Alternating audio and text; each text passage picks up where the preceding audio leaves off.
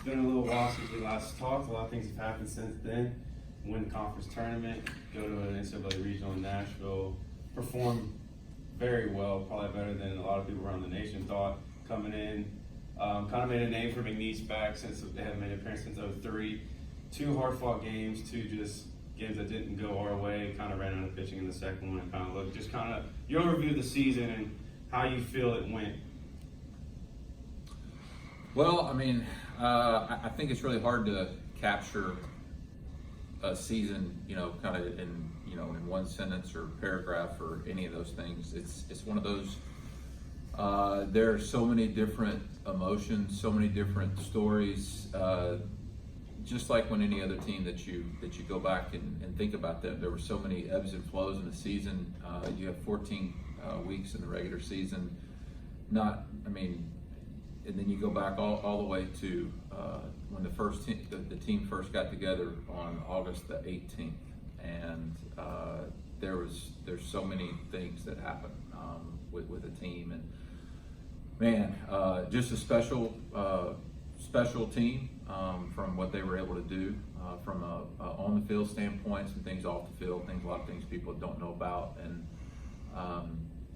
but the true reality of it is 10 days ago we were one of only 64 teams that are playing, and as of today there's only 8 teams still playing baseball, and then so that goes to tell you that one extra week of playing baseball is pretty special, and you earn that over putting yourself in a position to go to a conference tournament and playing really good baseball over a 4 or 5 day stretch.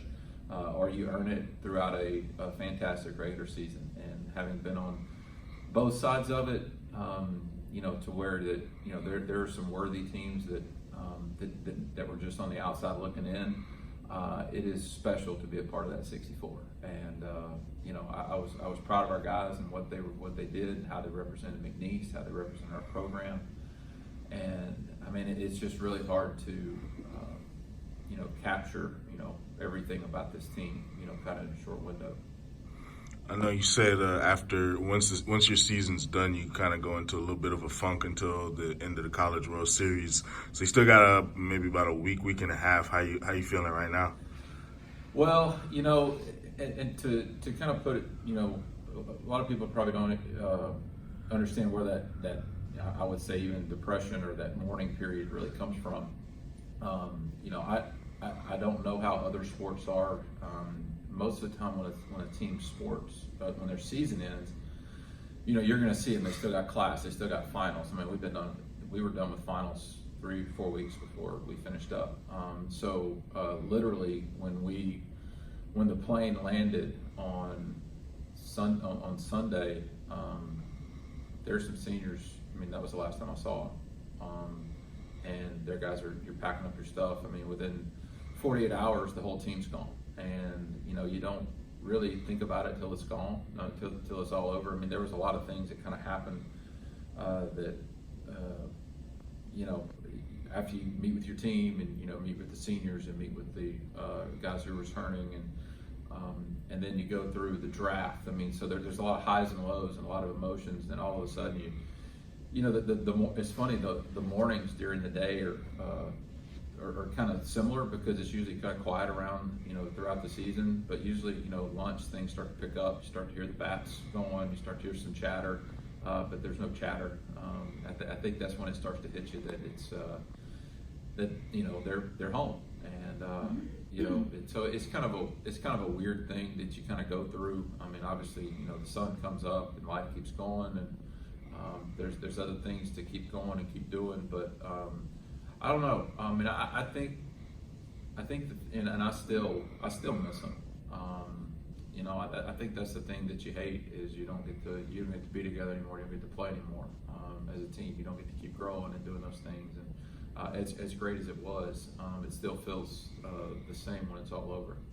Statistically, you've had a lot of guys on this team perform really well, especially 2 new guys, Dixon and Raspberry. And I remember asking you at the beginning of the season, at the initial press conference, do you think that their talent from the JUCO success could translate to this year? And as it looks, it did. and you'll be getting them two back along with Nate, your top three guys. Just looking forward to next year. How big is it to have your three best hitters and a lot of these pitching guys coming back?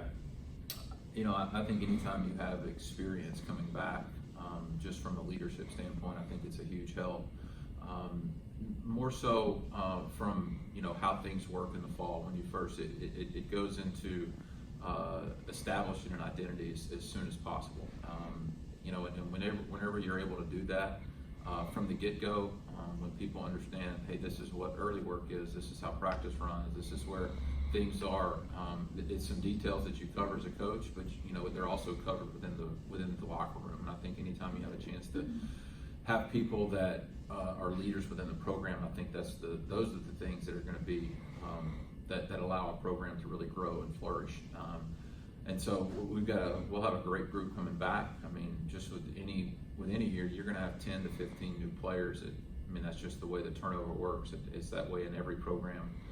But anytime you've got a good deal of guys that have you know not only have been in your program but also contributed to success, I think that also gives them credibility within the locker room. And when you're able to see that, hey, this is how this guy does this. This is how things, you know, how this leads to success. And I think anytime that you have that, I think that's a big bonus, and certainly makes my job a little bit easier. You know, and same thing from the other coach's standpoint. With the people coming back, you also have the other side of, you have a couple of huge holes to fill. A 4-year guy in Shane leaving, so you got a hole in center field. Carson, who's been just probably one of the best defensive players, probably in McNeese.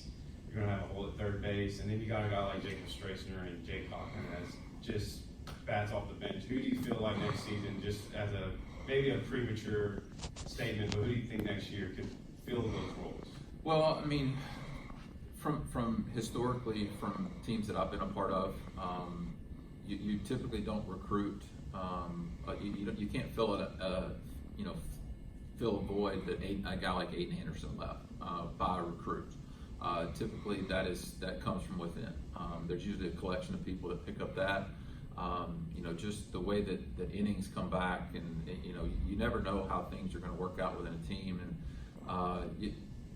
I think we've got enough guys coming back and people that, you know, they may have only pitched 10 innings or 20 innings, but you can see how guys establish themselves, how guys have make improvements. Because the next year is different. The team is put together different. We have a lot of the same faces, but the pieces just put together a little bit differently.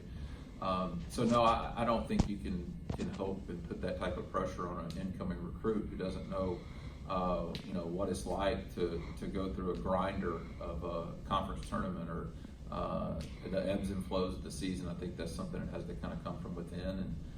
And then there's always players that you know do special things, you know, and you just have to give them the opportunity to go do that. And but I mean, all that's set up during the fall and in your practice, and it just you know, all the accolades, those things really happen.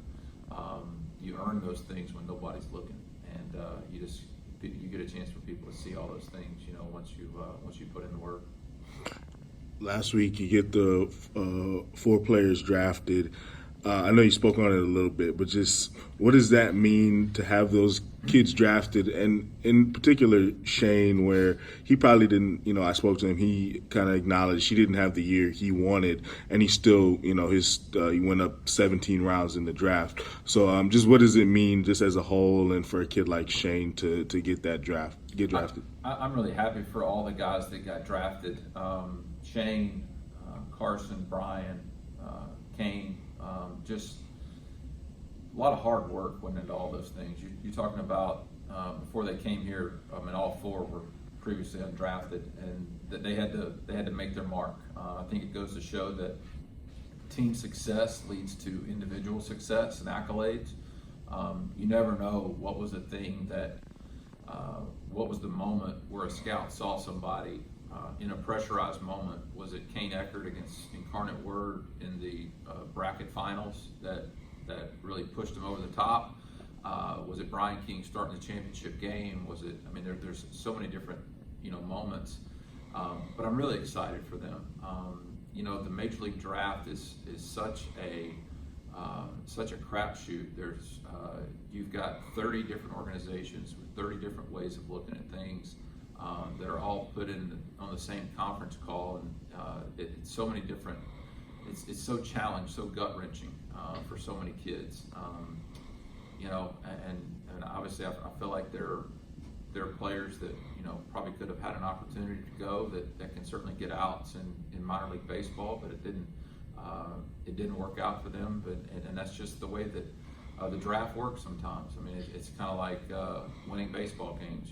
Sometimes things work out for you, sometimes things don't. And I think there's some obvious first round guys, second, those kind of things. But once you get into it, man, baseball, you just never know. You just never know how it's going to work out. But I'm really happy for those guys because they put in a lot of work, and not just the work, but they performed in pressurized moments to be able to get that opportunity. So, I'm excited for those guys, and it's good to add some names to the board on that for them, and for them to get recognized by that. You see, Will Dion gets honored, I forget who, but as a freshman All-American. What did you think about his year, and what's his potential going forward? I think my favorite part about Will Dion being a freshman All-American was all the older guys coming to his defense when the first freshman All-American team came out, and I think our guys just blasted the other organizations on social media. You got something special when you don't have to defend yourself. When you're not the one defending yourself, when other people are coming to your defense and teammates, that just goes to show you the what that kid has done. And he's kept his mouth shut all year.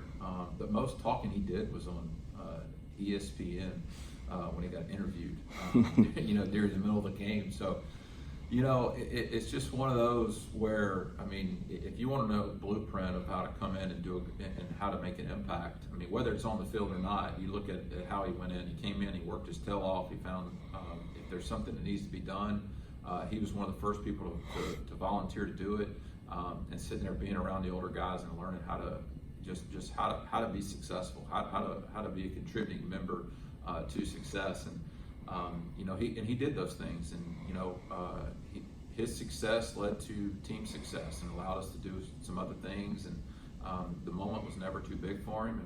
And we'll see. We'll see. I know he's gonna.